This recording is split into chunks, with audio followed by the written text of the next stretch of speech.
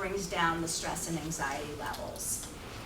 It's an opportunity to strengthen relationships. These are tough conversations. And whether you're having them with a family member or a close friend, letting that person know what your desires are and understanding how that person can help you and what they're willing to do actually strengthens your relationship, having those vulnerable conversations. It protects finances. Again, making a decision in the time of crisis is never a good idea. The options may not be the same. So for instance, this gentleman, he had 3 options on where to go. He could have gone home, but he would have had to pay out of pocket. I mean, financially, that didn't make sense at all. Same thing if you're in a home saying you want to age in place and then all of a sudden you have a debilitating injury that you can't stay in this home anymore. If you hadn't thought about the type of facility you want to go to, you're really at the mercy of who has an open bed. Or not being able to tour different facilities to see what you like and what you don't like. And then safety risks. We want to be as safe as possible. As we age, we're slowing down physically, we're adapting how we do things. Our eyesight is not the same as it used to be. I know that for a fact for myself. I know when I think about what I could do physically 20 years ago, it's not the same, and that just continues throughout our life. Sometimes we don't realize it because we change how we do things and adapt to the environment. But if we can set our houses up to be as safe as possible, improving the lighting, putting in handrails, putting in grab bars around the bathroom, that just protects us so that if we do slip on the stairs, we have something to grab onto, or in the shower, and then possibly we're able to stay in that house longer. So this plan for aging that I'm talking about, I'm breaking it up into 3 steps. I love breaking things up into 3 things. One is to evaluate your home. 90% of people say that they want to age in place, but not all homes are suitable to accommodate an aging individual. Most of the housing market, which we'll call the housing stock, was built before 1980. There's many new construction. There's 55 and older communities that are newer, that are more accessible. But if you're living in Center City or just Chestnut Hill, chances are you're living in an older house. And these older houses are not built for older people. There's stairs, there's narrow doorways, the house is settled and things are going one direction or the other. So you really need to look at the house and all aspects of the house to determine what is it that needs to be done to this house for you to stay there, and understand what those costs are. The second piece is to streamline your important documents. We have gone into people's homes. We're typically brought in for daily money management, and they've got 15 different checking accounts, and they have stock certificates, and they have maybe 4 IRAs, and it's just like so confusing, especially at tax time. There's no reason for 15 checking accounts anymore. Streamlining it. If you have a business, maybe you have a business account and a personal account. But making sure that things are streamlined and that you know what you have. And then the third piece is developing a plan for living. How are you going to relinquish responsibilities for things? Who's going to assume those responsibilities? So taking a look at the house, we do a assess your home package where we actually come into a home and look at it from top to bottom on what it is that could be changed in this home to make it more accessible for an aging individual. But things that you need to look at are these stairs to get into the house. If you can't get up these stairs, how are you going to get in? Ramping is not gonna work in a situation like this. There's not enough room. But is there a back door or a side door that you could put ramping up? Would you be willing to put a chairlift on the front? Aesthetically, that's not an option for some people. They don't want that look. They don't want to, you know, advertise that they're in a house that needs this. The same thing with the ramping. You can do things where you know, purchase ramping that just gets installed, or you can purchase, you can do your landscaping and have a walkway that actually leads up to the door and have plantings around it, and it looks completely natural. There's no right or wrong answer to this, but it's understanding what your preferences are and what the costs are for that, because that landscaping project could be $20,000 or $30,000. And you're certainly not going to be doing that landscaping project after you've fallen and broken your hip. It's got to be done beforehand. So, you know, how are you going to get in the house? What are you going to do about stairs? Can you make a first floor living situation with a bathroom and a bedroom? Or do you need to have a stair glide, a stair ramp? Or could an elevator go somewhere in your house? And again, there's very different costs to that. I'm not suggesting that you have to put all these things in place, but knowing that you have a straight shot stairway, you could get a stair glide put in over, you know, in 48 hours for about $5,000. But if you have a landing that has a turn, you're looking over $10,000.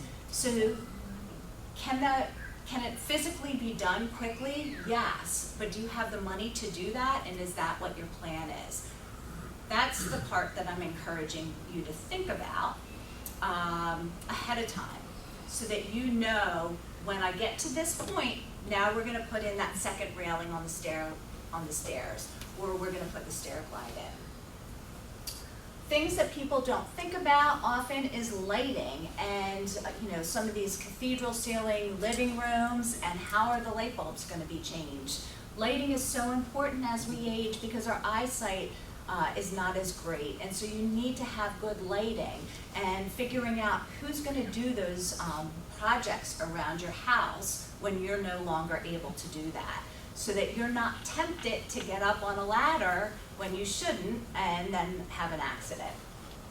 Other things that people don't think about often is the laundry. And you know, how many houses have the laundry all the way in the basement? And those basement stairs are rickety, and the handrails aren't continuous, and so it's not even a matter of just getting down to the basement, but you've got to carry your laundry. You know, I've heard people of putting them in plastic bags and throwing them down the stairs. Again, it's a solution, it works, but you know, is that a sustainable solution? So, you know, can you move that laundry to another floor? Can you hire somebody to do your laundry for you? Can you send your laundry out? Again, there's all costs that are associated with this. But just really looking at that big picture of what all the costs are in order for you to be able to stay in this house. And you may say, I'm good in this house until this point. But then you've made that decision on what that point is, what that trigger point is, when I'm no longer able to get up and down the stairs.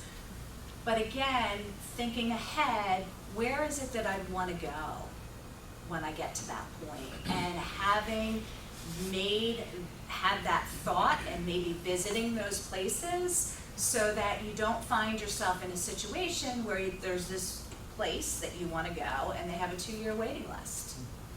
And now, you know, what are you going to do in that interim if you're not able to get up the stairs and you can't move to that place? So it's really globally looking at all of the different pieces and what's available and what it costs.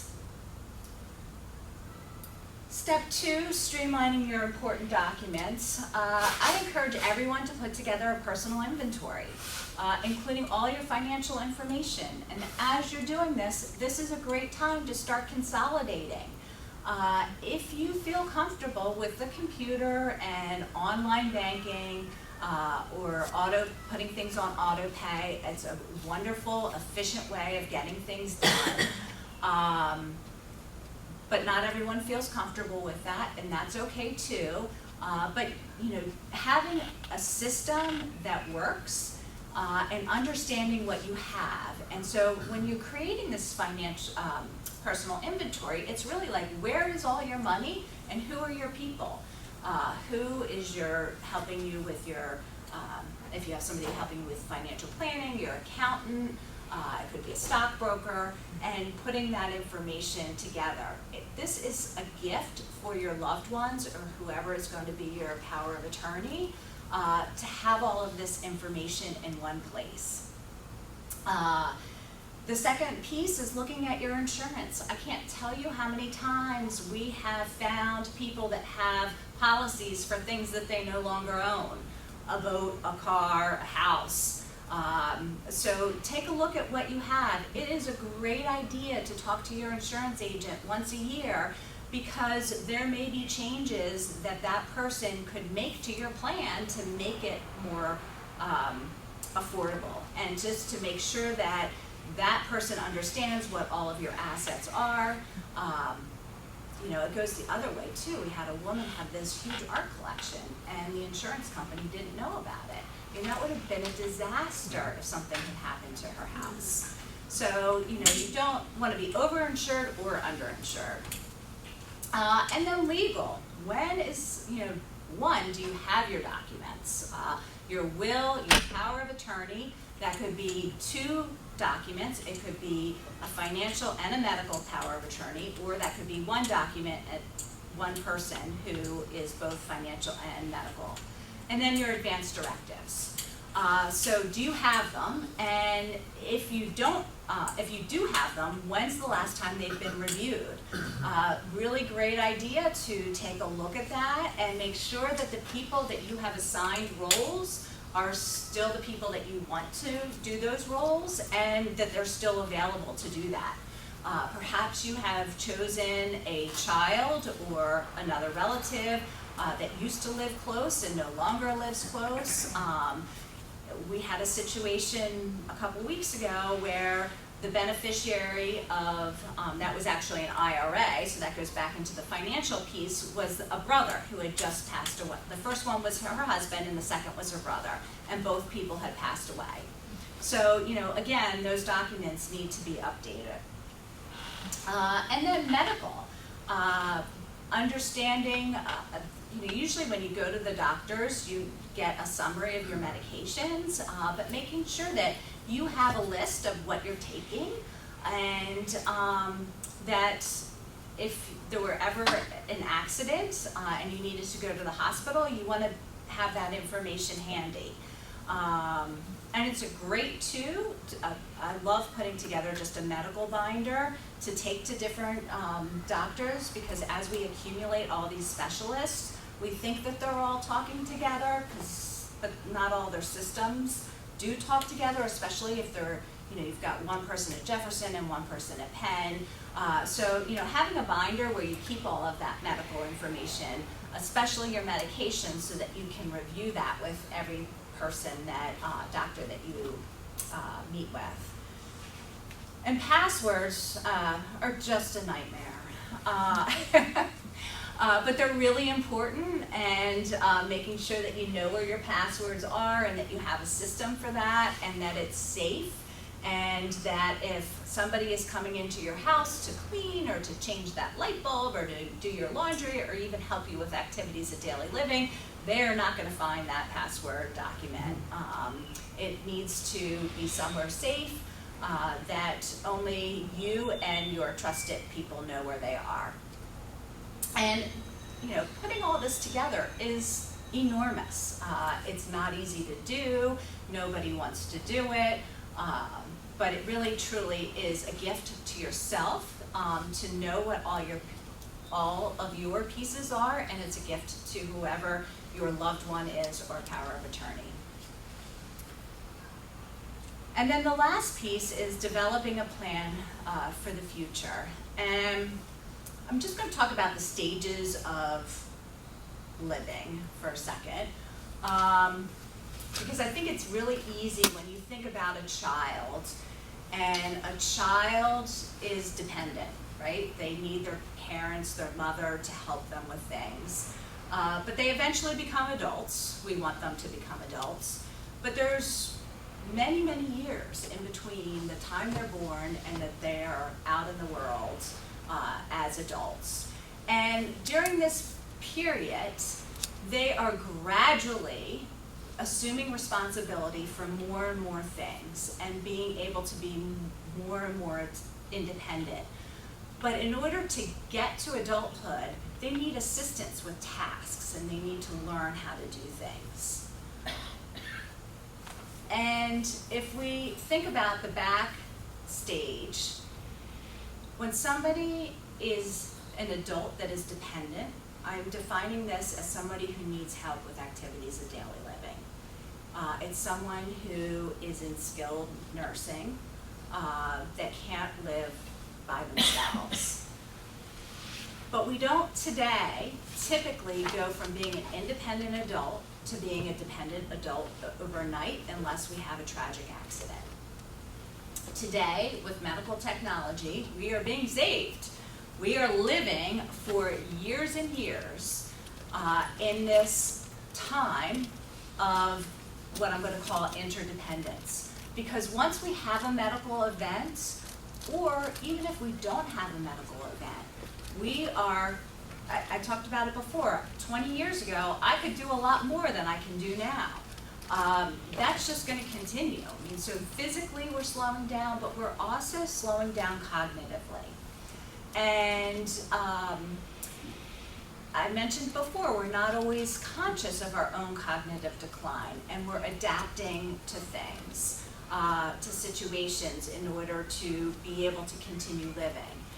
And what I'm suggesting is if we can start to accept help for things when we reach certain trigger points, we actually will stay independent longer because we won't be making mistakes. So let's take the light bulb, for example. We've got those cathedral ceilings. You know you shouldn't be up on that ladder anymore.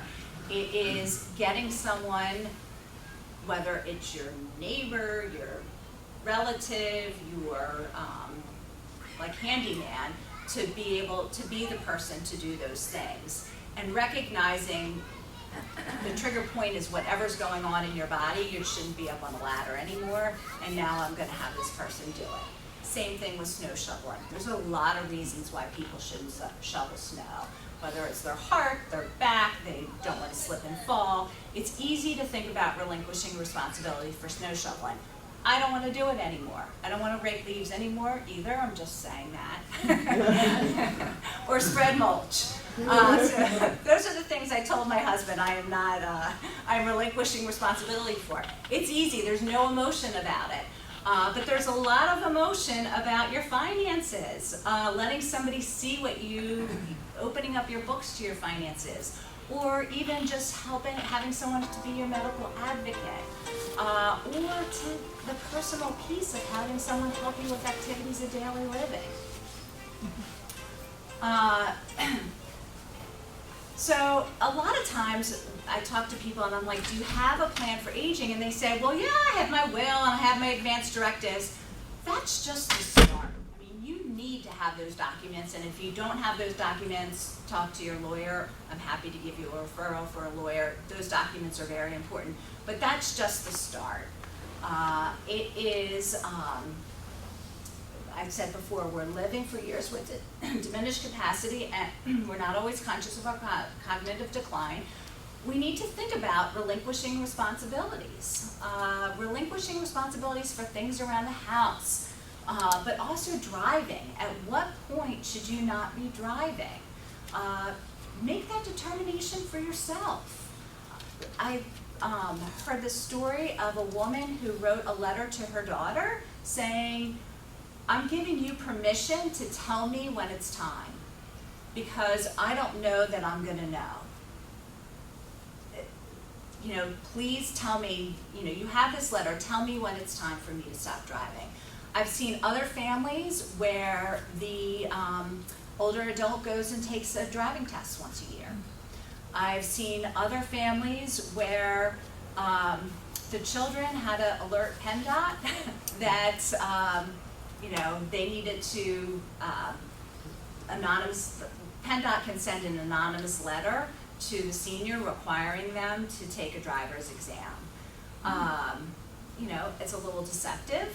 I don't know if I agree with that, but they were really concerned that their parent was going to hurt somebody.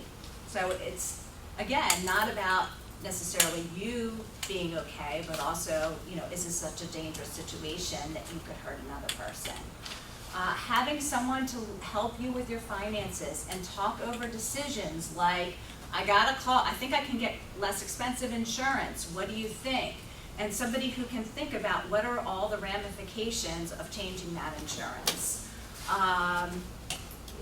The phone calls are, they're constant to these older people, people selling them things. And, having someone that can be on the lookout to help you with all of these things.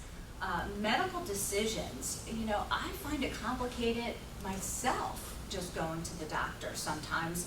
You've got your 15 minutes that they can talk with you, and they're blah, blah, blah, blah, blah. And you're like, wait, what did I say? And especially if something is wrong and you're worried about it, it is always a good idea to have a second person with you at a medical appointment. So if there's a spouse or a neighbor or a friend that could take notes and listen with you so that you capture everything, there are people that just do medical advocacy. So you can hire someone if you don't have someone to do those things. The squeaky wheel always gets the grease too. So, knowing that the people that have someone when they're in the hospital actually do better than people that are all alone.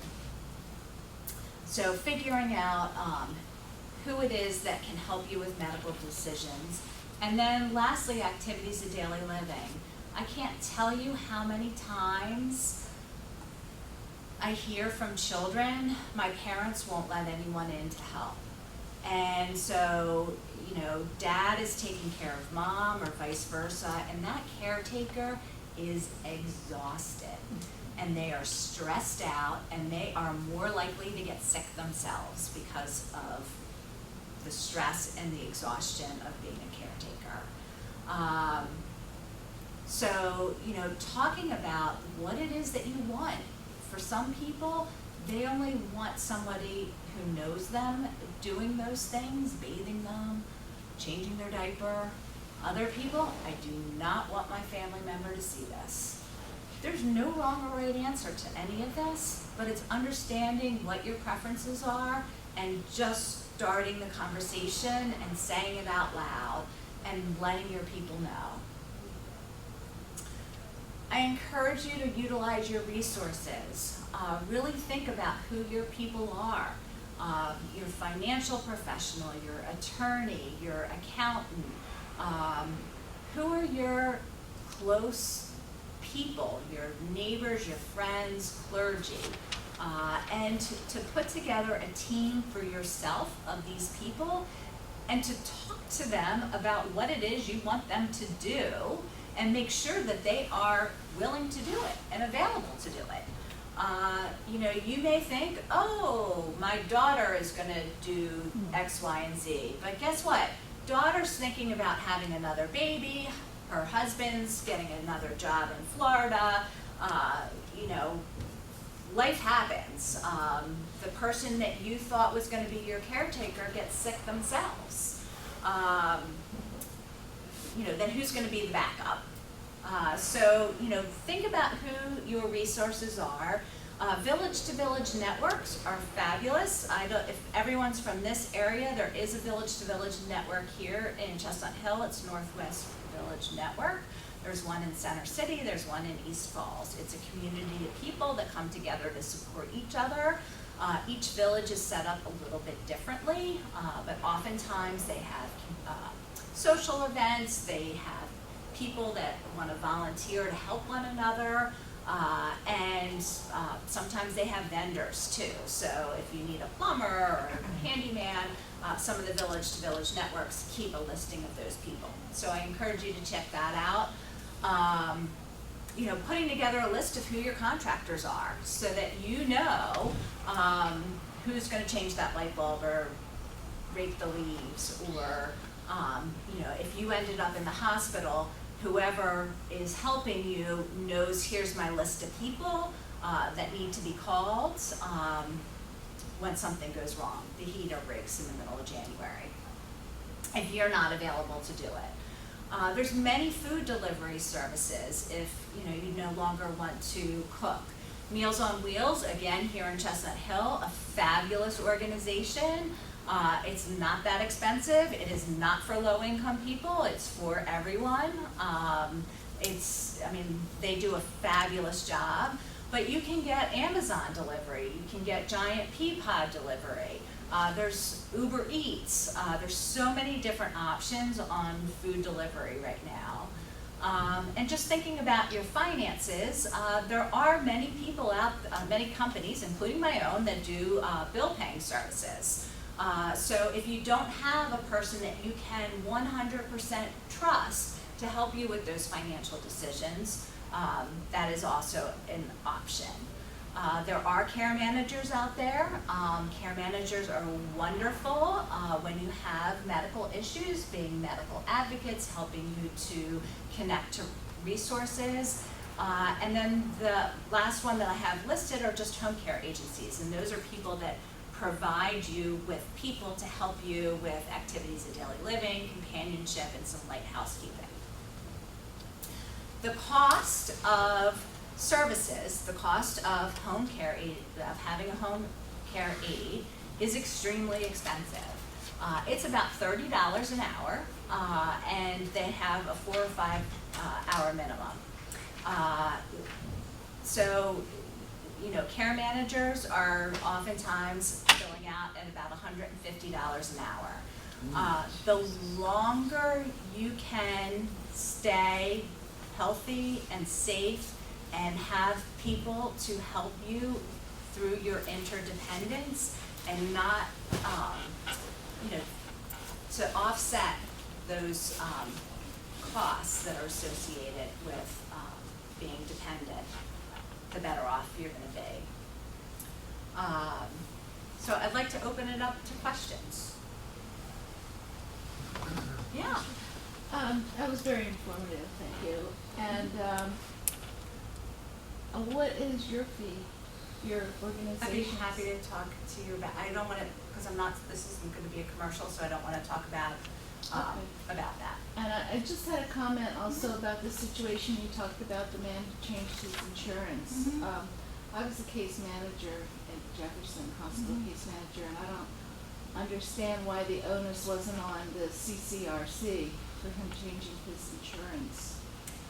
I honestly don't know. I mean, he was in independent living, Mm-hmm.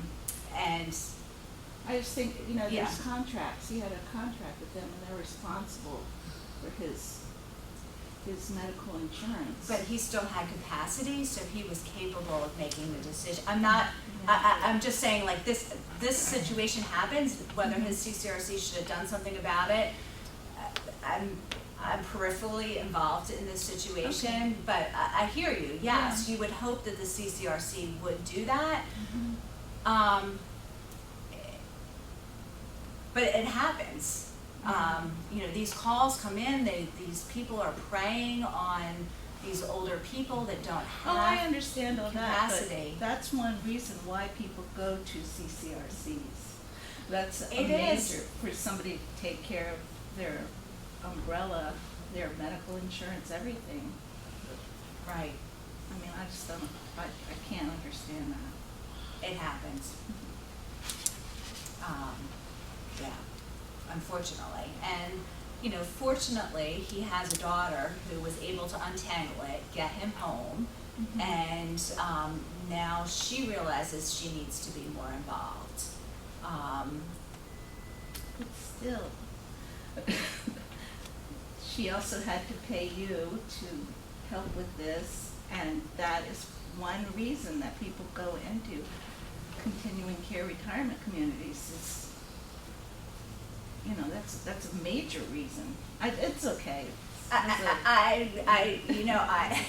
It happens. So, you know, whether she should fight that with the CCR, I mean, she's just untangling her mess right now, but should she fight that with the CCRC? Probably. Yes. I mean, that's not my, Right.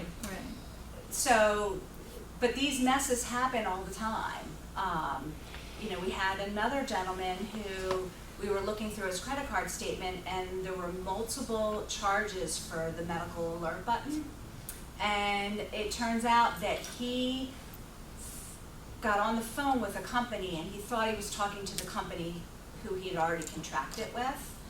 And it wasn't. It was another company, and they sold him a whole new medical alert button for $200 a month, and they have him on a recorded line, and they won't end the contract for a year. So again, we were able to get him out of the contract, but it was hours of fighting with this company about, you know, yes, you do have him on a recorded line, but he was 95 and he has dementia and he was confused, and like, this is unethical. So, you know, like, what do? You've got to, like, unplug the phone. You know, it's tough. These are tough situations. Yeah. What would be the average cost of moving into an assisted living place, for example, like Mary's Grove or one of those type of places? Is there an interest fee or? So they're all different setups. So some places have entrance fees, some places allow you to come in a la carte, and right, they're a business, and so they're always having specials on different ways of packaging things. So you really have to talk to each facility individually. In Pennsylvania, according to the statistics, it's around $4,000 to $5,000. We see closer to $8,000 a month for assisted living, and close to $12,000 for skilled nursing. That's what we're seeing in the facilities around here. It's very expensive. Yes. And so, you know, just that brings up another important part, is to understand what your financial situation is, and whether or not you should position yourself to become Medicaid eligible after a period of time. And there's certain facilities that you can go into as private pay, and then when you run out of money, they'll accept your Medicaid. But you absolutely should talk to an elder care attorney before making any of those decisions. I think the other thing, because I've run into several people who have had this situation happen to them with their family members, to find out, well, number one, will the facility accept Medicaid? They don't all have to, of course. But some facilities that don't necessarily accept Medicaid may have something like a benevolent fund, they may call it, or residential, whatever. Point is to know, because some of them, you know this, once your money is gone, even though you might have lived there for years and paid high fees for years, you're gone. They can just tell you, like, goodbye. You can't do private pay any longer. We've no spot for you. And I've had two friends who have had to move elderly parents, relatives, and it's traumatic at that point. These people are in their 90s. This is the only home they've known for a number of years. But in both cases, my friends were told, well, you, the family, or they should have looked into this, because we're honest with people about it. We don't lie about it. But you take something, I'll just throw this name out there just because I had a conversation with their rep recently. Philadelphia Protestant Home is a good example. They have a benevolent fund. Their policy is, we will never put a resident out because there's a genuine financial need after they've lived with us, you know, for a while. But hey, it's business as usual for some of them, and they will let you go or have you go. And again, that goes back to really this personal inventory and looking what all of your pieces are, and if you're concerned about, everyone should talk to somebody, a financial person, about this. If you have a financial planner, that's a great person to talk to. If you're worried that you don't have enough finances, talk to an elder care attorney about how to pay for care. You know, it is well worth the $500 or $1,000 that you would pay for an initial consultation to have the information on how it is that you're gonna pay for it. Yeah. Yes, I would like to know if I decide that I want to stay in my home, should I, because I want to put some things in place for myself while I'm cognitive thinking and trying to make these plans for myself. Should I then start to talk with the home care agency or get a care manager or something to help me? Because I want to stay in my home, but I know that I would need help at some point with, you know, like, just like you said, raking the leaves of cleaning or Right, so things having like that. someone that can help you coordinate that. I mean, if a care manager could do some of that, they typically focus on the medical side of things and not on the household side of things. And actually, that's like why we started our company, because we knew there's all these other things that need to be done. But it could be a friend, it could be a neighbor, like somebody that you trust that could help you. But if you're looking for someone to pay to do those things, talk to me afterwards. Okay, that's what I need to Yeah. get that information. Anyone else? Could you talk more about the village to village community? Uh-huh. I missed, you said the Northwest. Northwest Village Network is the one here in Chestnut Hill. I think it covers Mount Airy, Chestnut Hill, Wynmore, Orleans. And I haven't been that connected to them personally, but I know that they exist and I know a number of people that are a part of that. I'm much more connected to Penn's Village, which is the Center City Village to Village Network. The idea is that you pay some fee to be part of that community, and then you can access their services. They oftentimes have, I believe the one here in Chestnut Hill is more about the social piece of things. So they have lectures or cocktails or, events, movie night, so that people can meet each other. It becomes more difficult when we're all in our individual houses and we're not working anymore. It's an opportunity to meet your neighbors and to do social things. The one downtown has, they have like a volunteer list, so if somebody needs a ride or if somebody's going to the hospital, they can sign up for meal delivery, and they have vendors that they provide. So, if they need somebody to do something, like a plumber, they could call and, Penn's Village then provides that information. So that could possibly help you find like a cleaning person? Exactly. Okay. And if nothing else, it's a resource of other people like yourself that want to age in place and live in your community. So it's an opportunity for you to meet other people that are trying to do the same thing that you're doing.